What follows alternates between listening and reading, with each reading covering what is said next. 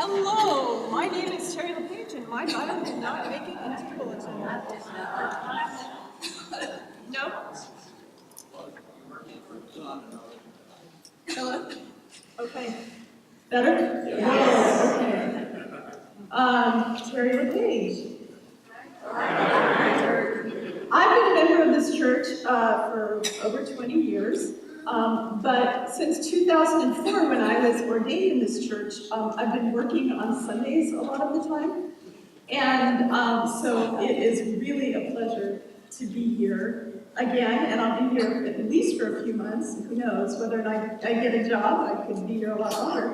But for the last 2 years, I followed my husband, Scott, to Arlington, Virginia, 5 miles outside of Washington, D.C. He was working for the National Science Foundation on loan from UC Irvine. He teaches chemistry, and he was reviewing grants.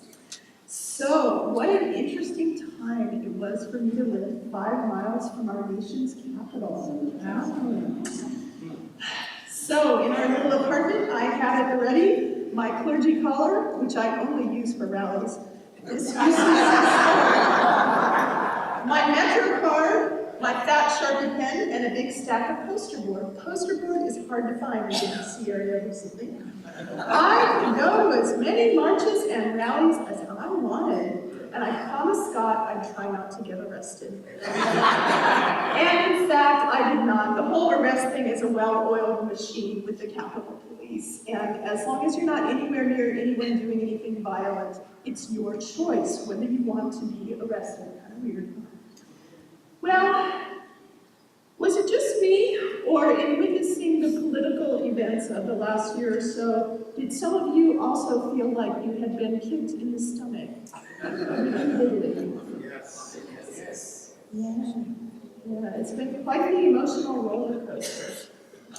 After the election, that was a big one, more than one friend of mine who was Black or who had been active in human rights advocacy before the last election said, "Welcome to my world." And that's where I've been living, and it isn't so easy. The Women's March was cathartic and celebratory, at least until Madonna got up and spoke, and hopeful. 3 million people around the globe participated. My son Mark's good friend Stephen was in Lusaka, Zambia, and he and 200 other expats got out and marched for the Women's March. How cool is that? So 3 million people, and where did they all go? I think 2.5 million of them hung up their signs and went home and haven't done anything since. I wonder, are they despairing or overwhelmed? Or are they just comfortable or hiding?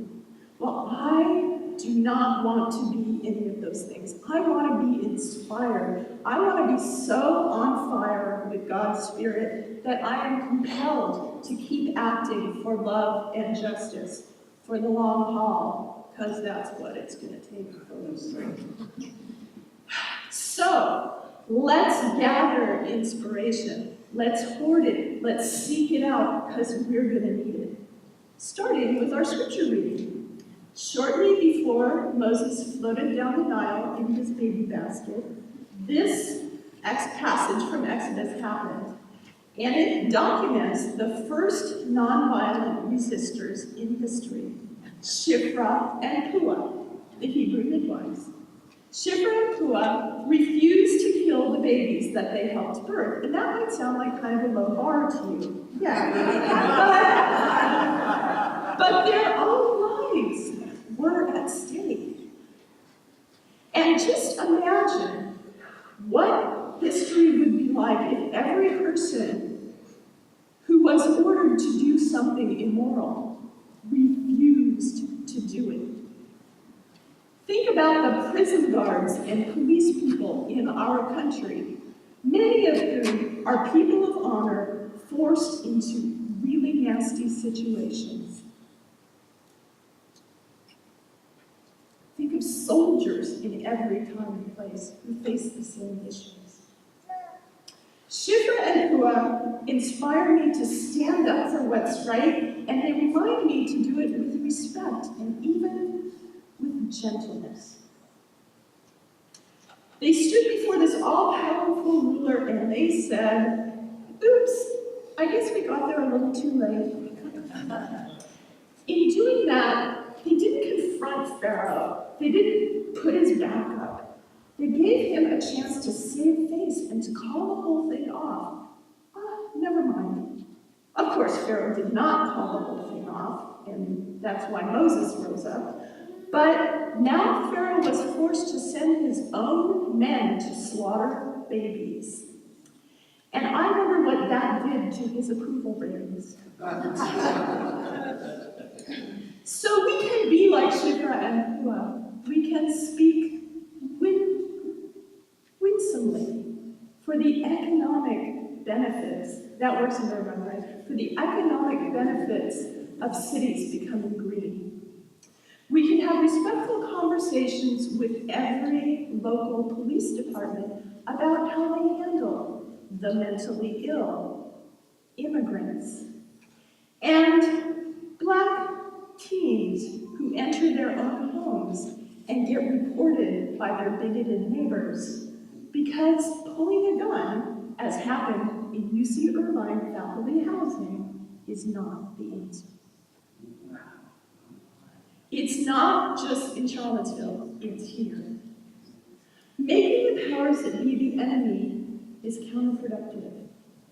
Instead, we can appeal to their better natures, like Shifra and Pua did, and we may not be heard, but our gentle courtesy makes them look all the more ugly if they choose cruelty. Moving on to the present day, my favorite inspirer is Reverend Dr. William Barber. Raise your hand if you've heard of Dr. Barber. He spoke at the Democratic National Convention. Why haven't more people heard of Dr. Barber? I don't get it. You need to go watch a YouTube video of Dr. Barber. Because, I'll tell you, Barber's ordained in our sister denomination, Disciples of Christ.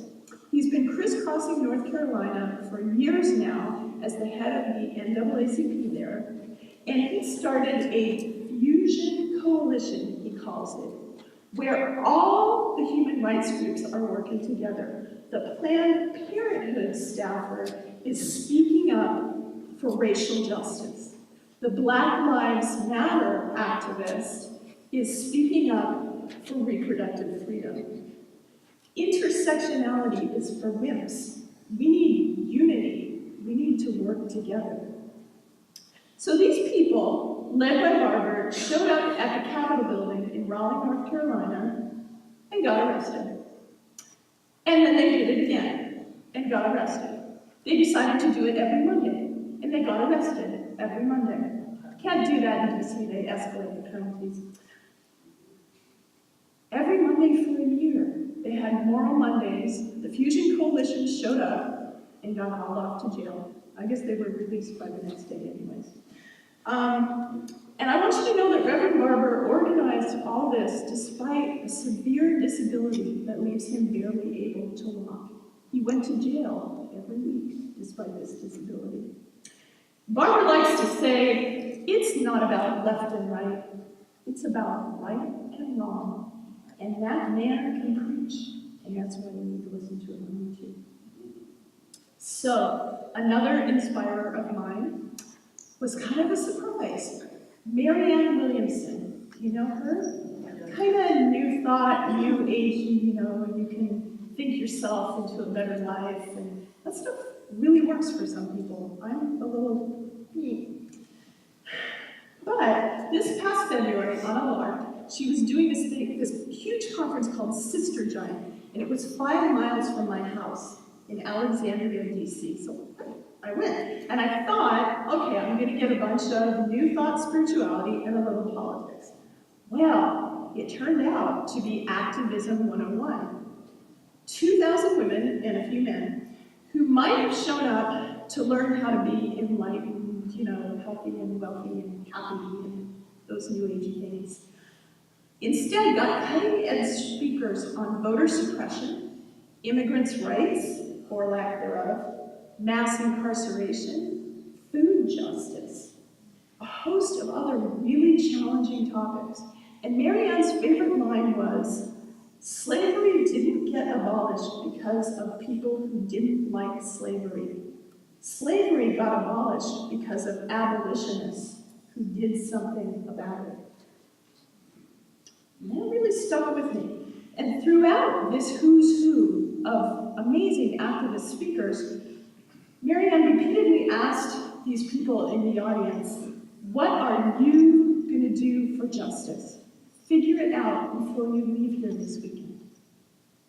Well, I already knew what I was going to do for justice. I was going to pray at the White House, make my public witness. But I did find a friend at Sister Giant through Marianne Williamson to pray with, and that was a sweet thing. And I already wrote about that prayer, so I'm not going to talk about it today. It's in our conference e-feed. Did you know that even existed? Okay then. You know, I don't preach for long. I got too much to say for one sermon. My local inspirer in Arlington, Virginia was Laura Martin. Laura was, still is, the associate pastor at Rock Spring Congregational UCC. And she spoke to my broken heart in worship. And she walks the talk. Laura was in Charlottesville, holding hands with the other clergy as they faced those mysterious militia guys, those thuggish-looking men who were probably actually quite ethical, but seriously creepy. We need to try to befriend them and explain to them why they're so scary. And I'm really glad that we don't have open carry in California. Laura went to the hospital then in Charlottesville to accompany the people who'd been beaten with pipes and were requiring plastic surgery. So she was there when the car terrorist victims arrived. Laura walks the talk. And through her, I feel like I'm there. Before Charlottesville, Laura was a vigorous poetry writer, and still is. Here's a favorite of mine that she wrote. It's called Wild Angels. Wild angels are my favorite kind. They have no idea where they left their halos, and they let their roads run through fresh mud. They don't stand in formation and sing with choir. Instead, they show up and change tires on highways. Sit down and have a beer and listen. Trespass in the park to sit on swings late at night. They come to hospital rooms to tell bad jokes, to airports to carry heavy bags, to food pantries when it's the end of the month and the money has run out. They believe in revelation unfolding, in the sacred scripture we write between each other. Thank you, Laura, for the inspiration. So, I've been trying to collect inspirations, and I figure somebody but me, besides me, might also need them. So I've started a blog, a weekly blog, Inspiration for Action. And you probably can't find it on Google. Nobody knows it's there yet, so you'll have to ask me if you want to see it. But I hope you will. And I would like to hear your inspirations, the people and experiences that lift you up, that give you the power to continue work in evil times. Jesus is the first source of my inspiration. Through Jesus, we know the heart of God, the call of God upon our hearts, calling us out of oppression and out of complacency, calling us to live out His mercy and forgiveness and compassion and justice. Jesus' call puts some limits on our political methods, don't you think? That is actually an advantage because nonviolent action is more effective than the other kind. And it's the only kind of political action that leaves us inspired instead of making us a little bit too much like what we hate. So, Are we going to let intolerance co-opt Jesus' name in the public square today? Or can we frame our actions in moral terms, in biblical terms, in terms of our Christian faith? And this is why I love William Barber, because he is so good at it. Jesus asked, "Who do you say I am?" Is he the one whose name got co-opted to bless bigotry and greed? Well, yes, if we are silent, that's who he is. Or we can stand up in front of our atheist activist friends and our conservative Christian relatives and claim with quiet assurance, I am committed to working for justice and human rights because I follow Jesus. I rely on his Spirit and his power to do this work. Jesus is the first source of our inspiration, or we wouldn't be here. Please, can we stop keeping it a secret?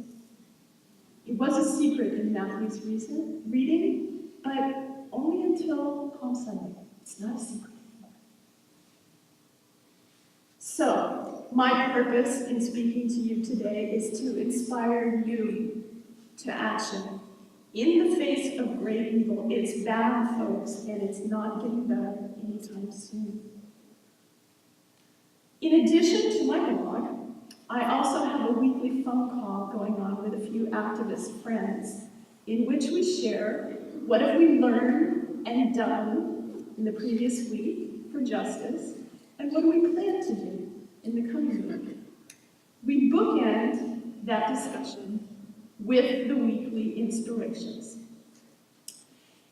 And my atheist activist friend, Claudia, was a little shaky on that part of it when we started.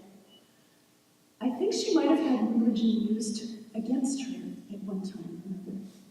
But now she's like, "Oh, Terry, don't forget to do the inspiration. I need that inspiration. And would you pray us out? Because I need that prayer too." You know, Jesus, he has some good things going. We should really tap into that any chance we get. Inspiration is not comfortable. Those who are on the receiving end of bigotry and cruelty and injustice these days, well, they're not comfortable. The Spirit of God is about restlessness and creativity, challenge and disruption, tears and transformation, not comfort. So I hope you don't get too comfortable. I hope you stay inspired to work for the love and justice that Jesus calls us to. Amen.